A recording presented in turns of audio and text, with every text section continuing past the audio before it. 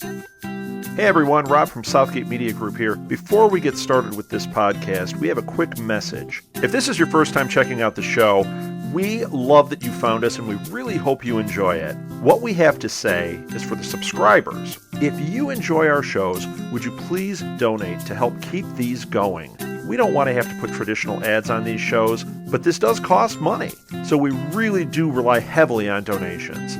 To make a donation to the show, please go to our website, www.southgatemediagroup.com. Go to the page for the show, and in the upper right-hand corner is a donate button. It takes you right to PayPal, and you can donate whatever amount you want. Thanks a lot for listening, everybody. And now on with the show.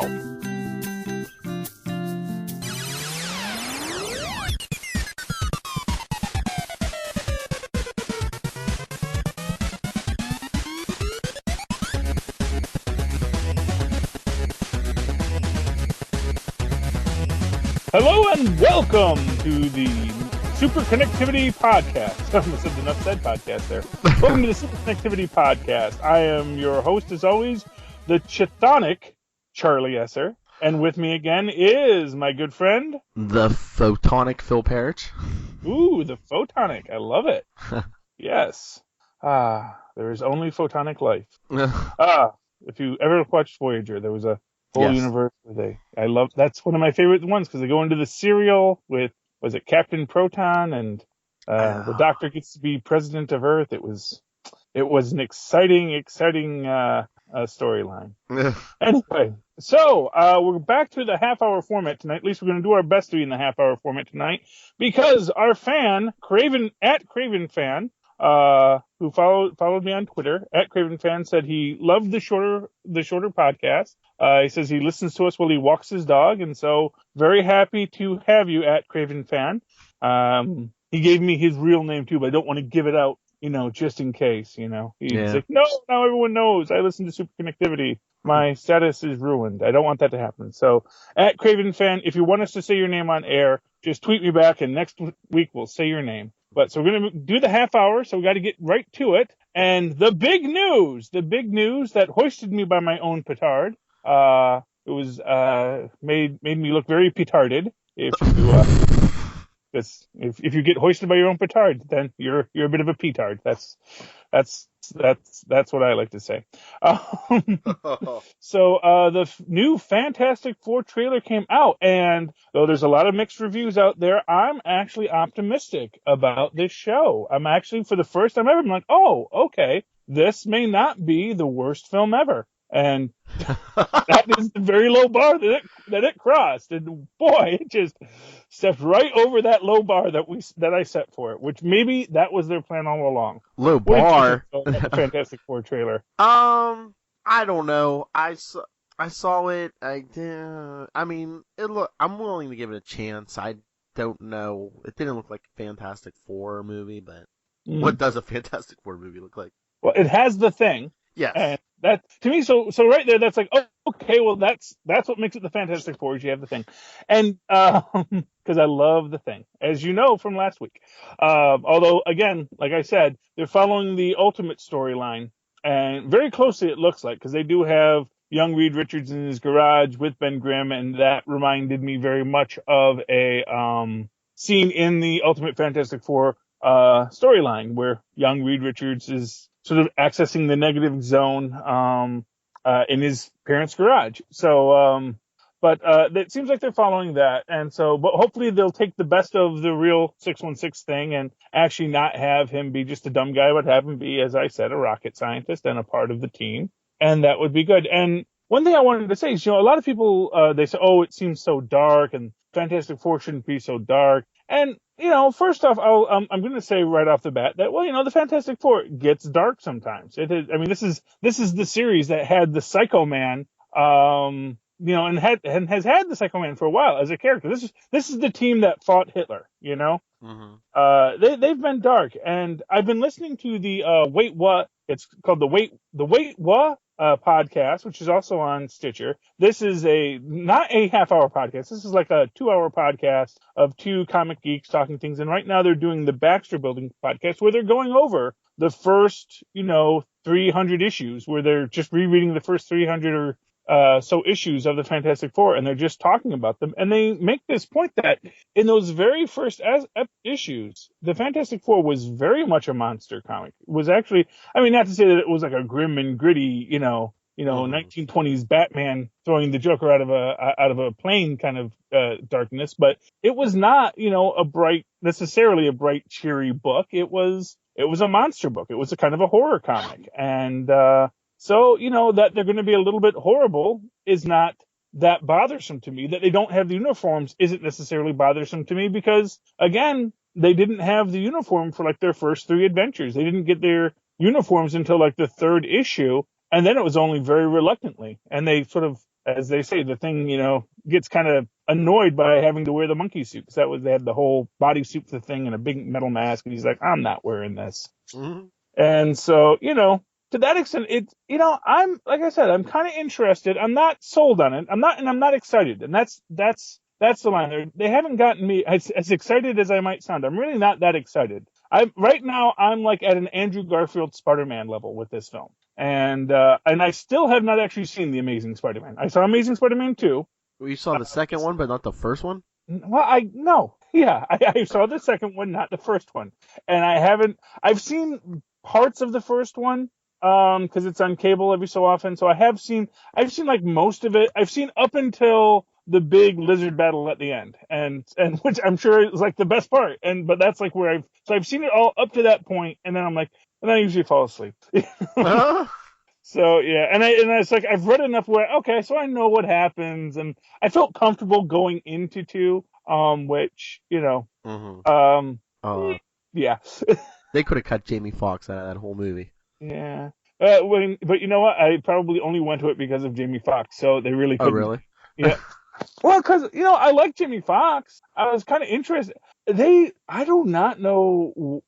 I kind of feel like with the Amazing Spider-Mans, at least basing most of this on Amazing Spider-Man 2, they're not quite sure where they want to be between, like, 1960s Batman and Nolan Batman, and it's like like the villains are kind of cartoonish and silly, but then they have this kind of like weighty aspect to it.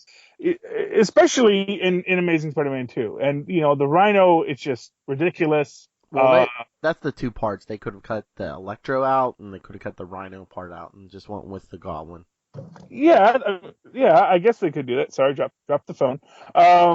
But then I think, and then I honestly, I'm not even sure what the Goblin's motivation in all of this was. It all seemed very. Yeah, there were. I never really got what anyone. The only person who had an actual motivation was the Rhino, because he was robbing banks. And that's what I will give to the Rhino. Is his motivation has from the comic books, it's always very clear. He wants money and he can take it, and so. And I think that's a good motivation for a villain. Yeah. A villain's motivation should be, how can I get money easily? Because that's what villains actually do. It's like, you become a villain because, like, I would like to get money, but would much rather not work to get money. I would rather, just go and take it. And so that's how you become a villain, and that's in real life, and that's how you become a villain in the comic book. So to that extent, the Rhino makes sense. Like, Jamie Foxx's character, and I still don't know. That's the thing about Jamie Foxx, and that is, like, I still don't know. Was he a secret genius who had his ideas stolen from him, or was he just a lunatic who had fixations and self grandiosity? Like, he said, "Oh, I designed it, man," or does he just like say he designed it? Because in his mind he designed it, but like, no, actually, all of these hundreds of engineers you see around here, we actually designed and built this place. And either way, he got his powers from electric eels. Yeah, that. I mean, as far out and as goofy and 60s as the comic book origin was, I think I would have bought that more.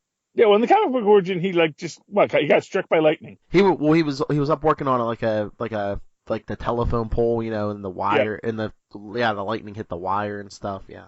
Yeah, because sure, why not? electricity, it's like radiation, it's magic. It's yeah. Well, Maybe I'm actually completely fine with that.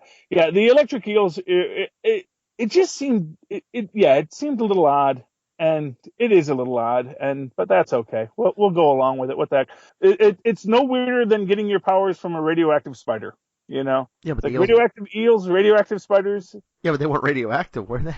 Actually, they're not really radioactive. They're just like genetically modified Yeah. because genetically modified, that's the new radiation. Yep. It can do anything because we don't really understand what it does. So we're going to say, yes, a genetically modified spider bite is what gave him these powers. And, so sure, why not? Well, because that's the thing. It's all Vita rays, Mm-hmm. Make sure you get your daily dose of Vita rays, kids. Oh. Speaking of Vita rays, what did you think of Agent Carter this week? Well, I thought it was great. We got our Dottie reveal. Yep. Although, I'm kind of sad to lose Mink. I was getting all excited about Mink. He's this gearhead. He's working on his own pistol. He's, cold-blooded. And then, nope, here's Dottie just, snapping his neck. I know he didn't even make it to Peggy Carter. Jeez. No, man, he just, he's, but that's, here's what I'll say. This was very cool about it, is because they didn't really wharf him. They built him up to be a very good, like a strong guy. And then when he gets his wharfing, when he gets his killed there, spoilers, No. it really does show, this Black Widow girl is a toughie, to be respected. Cause Mink, we don't think, going into this, we weren't thinking Mink was, a low ranking guy. We were expecting him to put on some kind of fight, but this is cool and of course we're going next week into Russia where we're going to see the Black Widow program, although they say they're not going to call it the Black Widow program yet, but this is the program that the Black Widow program evolves from. Well, wasn't it like the Red Room or something? Is that actually, yeah, well, the Red Room is and I could be wrong on this because it could be just too much dang comic books in my brain, but I actually think the Red Room actually is an actual place, like a KGB training facility. Like if you said it was or like a code name for a KGB training facility in the same way that Quantico is the CIA training facility.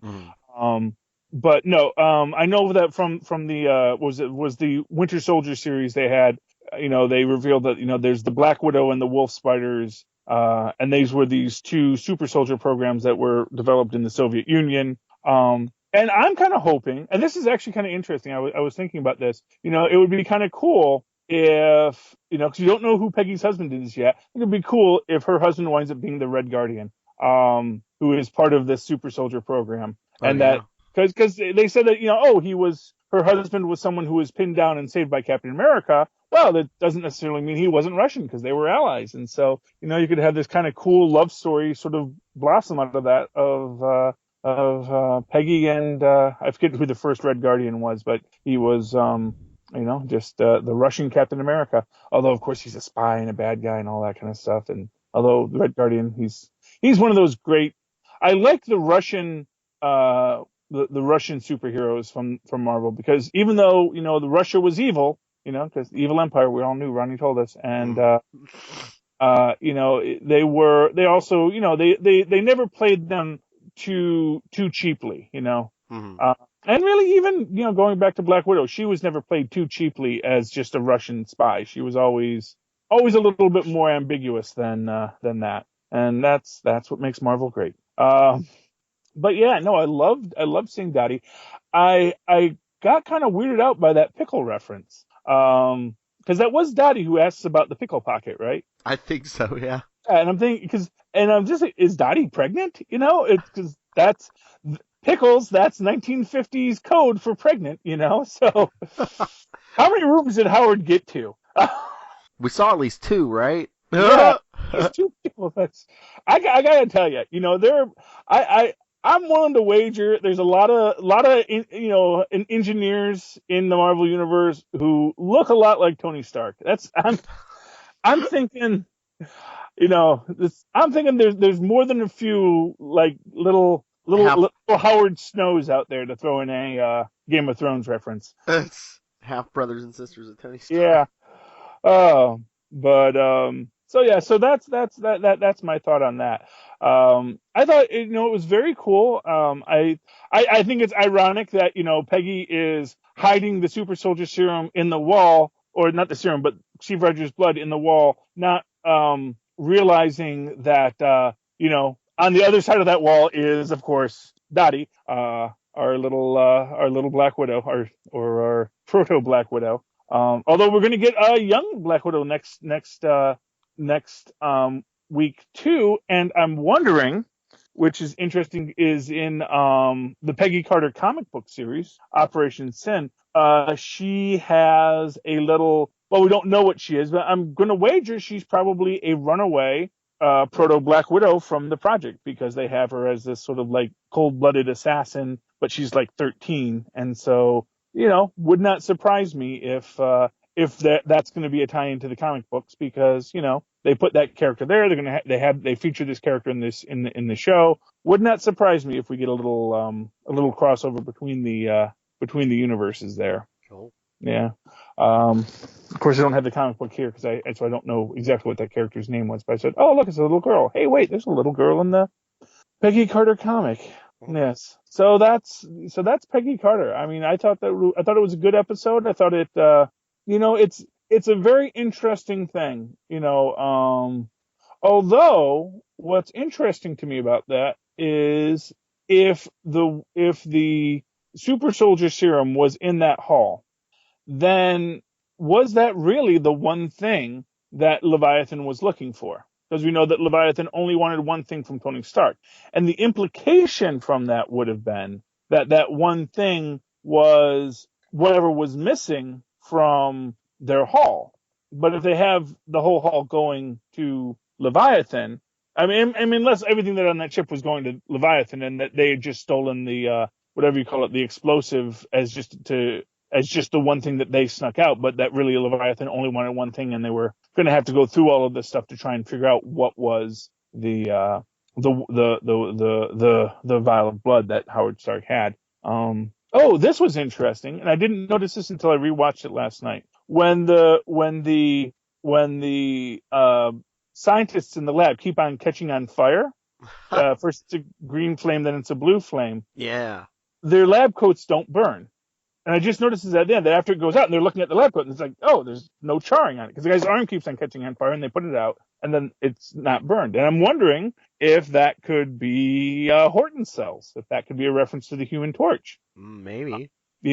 Just as something that they might dig out later, which would be interesting. Because I am waiting for them to do something with the Human Torch, since they did have him in the first Captain America as a model. And we are getting the Vision in Avengers. I figure they have to do something with the Human Torch. They have to cross this line here, so we can get to what is going on with that. So you think in the MCU are they going to make the Vision the original Human Torch?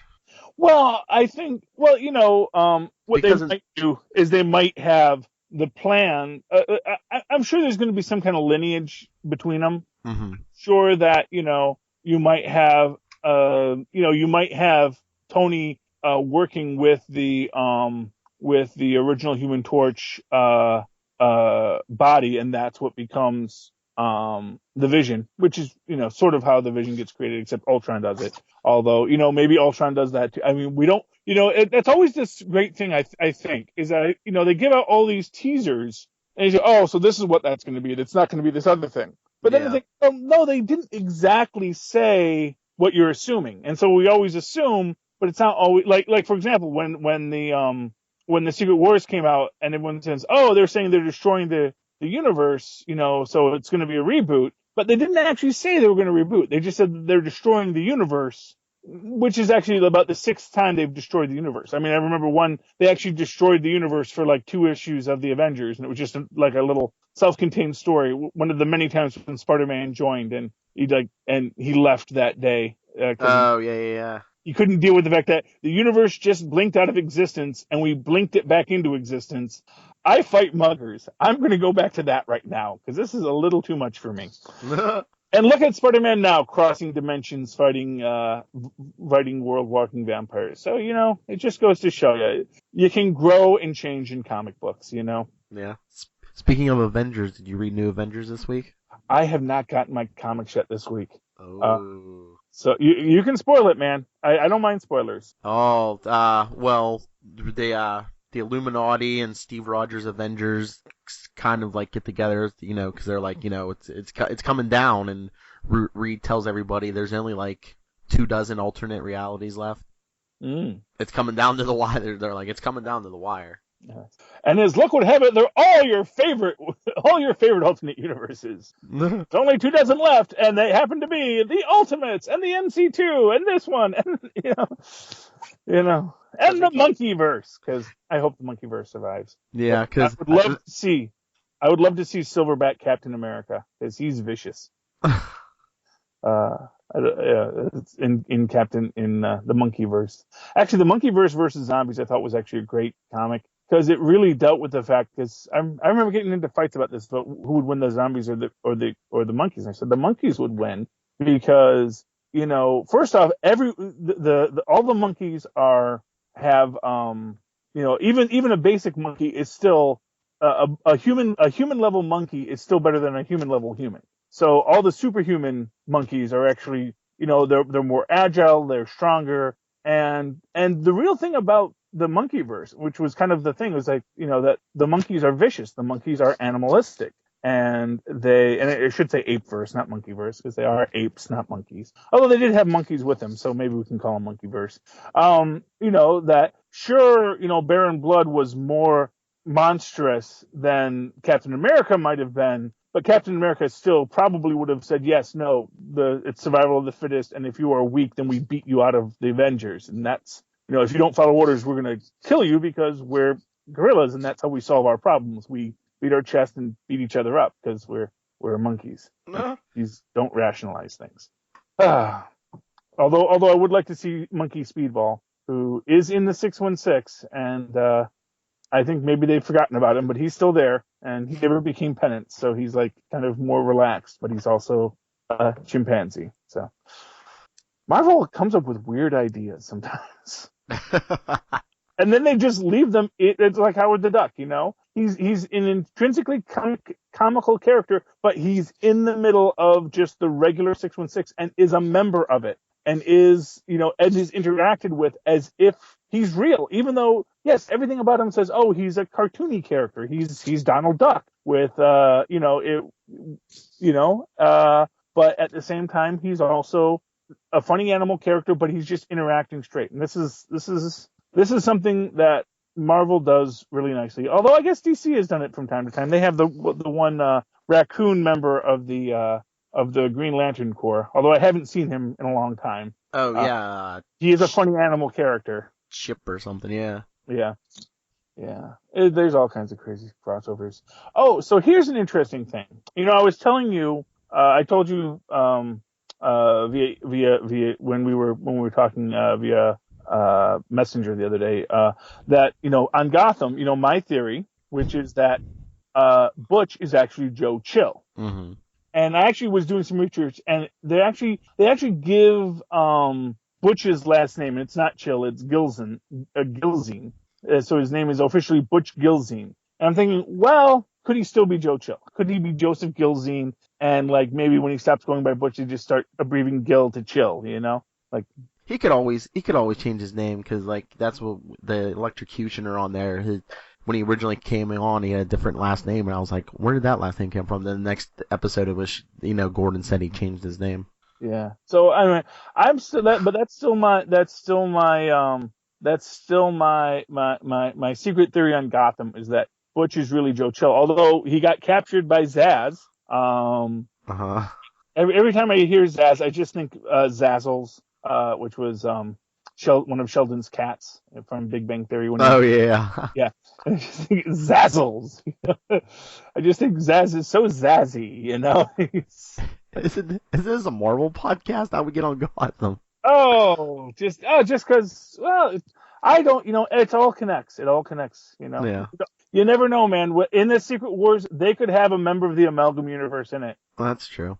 We could see Super Soldier, which is an awesome character. Oh yeah. Superman and Captain America bonded into one being. Dark Dark Claw. The Green Skull, which is Lex Luthor in the Red Skull.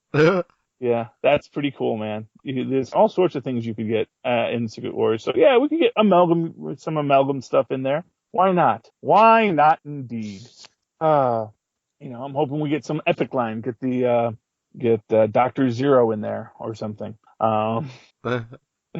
Yes. So yeah. So okay. We'll stop talking about Gotham and Joe Chill and who killed the Waynes. Though it is fascinating and I do like it. And I've said that before on this podcast. I do like Gotham and I like your podcast Before the Bat. It's a great little podcast. That's right. Everyone should listen. Everyone should listen. If you're not listening to it, do so right after this podcast, and you do the second half of our roundtable on Enough Said and all the other things you have to do, because we just figure you have free time. And listen to Way What too, if you want to sit for 2 hours and listening to two guys really get into comic books, because they really get into comic books and they're very intelligent. And one of them has a very interesting, I think it's possibly Scottish accent. I don't know. It's somewhere in Europe. And the other guy I think might be Canadian. I'm not sure either. But yeah, you need a lot of stuff to listen to, especially if you live on the East Coast or in the Midwest with all this snow. Yes. Well. I'm actually people are actually venturing out here in New Jersey again, so it's nice. I can actually park in the parking lot tonight. Yes, but anyway, just to get really off of comics. So there's 12 universes left. So there's 24 universes left, and we're getting down to the wire. Yes. And at the end of the issue, they showed that they sent Hank Pym out to try to find like a safe zone for everyone to go to. Mm-hmm. And he comes back, and out of this portal pops the Beyonders, plural.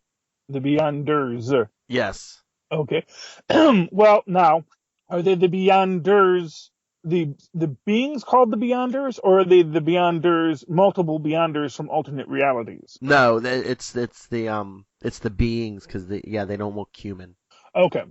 Because this was actually a thing. The Beyonders were a sort of this extra dimensional race that did exist in Marvel Comics before the Secret Wars storyline, when the Beyonder came in. And there was some talk that, they wanted to actually make the Beyonder sort of a rogue Beyonder.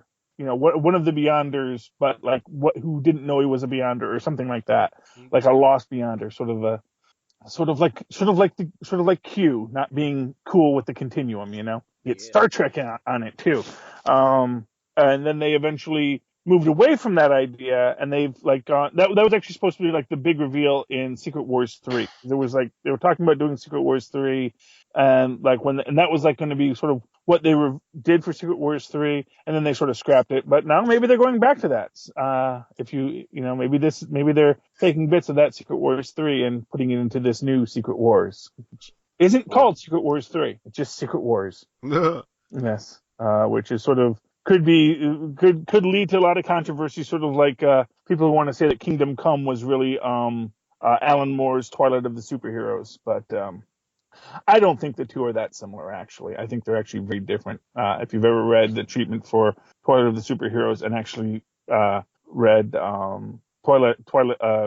Kingdom Come, I think they're two very different storylines, but and much less bondage and sex and domination in actual storyline, not in Alan Moore's, which of course is just all bondage and sex and domination.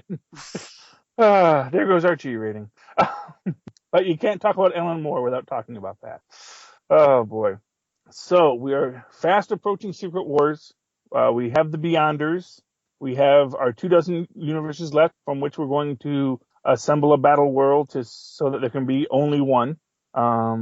What's funny about this is that technically, if there's only 24 worlds left, that means that officially in the Marvel universe, the DC universe has been destroyed. Because they're connected by the Amalgam universe, so the DC universe is a real universe as one of these many universes in the infinite universes of the Marvel universe. So Marvel, unless we're going to get like a Superman in there, which would be awesome. It'd be awesome to get, like some obscure DC character just showing up in the background somewhere. No, the DC universe lives. Although I did love the Great Society story. In our whole New Avengers storyline that they had, where you have the superheroes, and Doctor Strange really, really rips into Dr. Fate about him not being a real sorcerer, that he's just a curator, a librarian. And that was the episode where we realized Cap was right. Cap was always right, because they did everything Cap said they were going to do, because Cap knew them better than they knew themselves. Oh yeah. Well, Philip, we are at the half hour, and I think we've talked about a lot. Do you think we actually talked about anything interesting? Oh yeah. Okay, great. And special note prize if you know what I'm talking about when I called myself the Chitonic Charlie Esser. We'll see who actually knows enough Marvel to know who Chiton is. Actually, now they can just Wikipedia, because it actually said Chiton. So, I guess. Well, what the heck? You didn't give him the spelling, though. No, I didn't. Anyway, this has been the Chitonic Charlie Esser. You can follow me at Charlie Esser on Twitter. You can friend me on Facebook, or write me at superconnectivityblog@gmail.com. Write me and we will talk, and I will tell you all of my crazy ideas. And who have you been, Philip? The Photonic Phil Parrish. I'm on Twitter at NightwingPDP. You can email me at nightwingpdp@gmail.com. And please listen to my other 2 podcasts, Before the Bat, that we mentioned, and the Flash Arrow Power Hour. And, of course, the weekly comic book roundup. Yes. Well, if you just subscribe to the feed, you already get that. Oh, I don't know. I don't know how this stuff works. Anyway. Anyway, this has been Super Connectivity. There's more connections to be made, and we will talk about them next week. So long. Bye, everyone.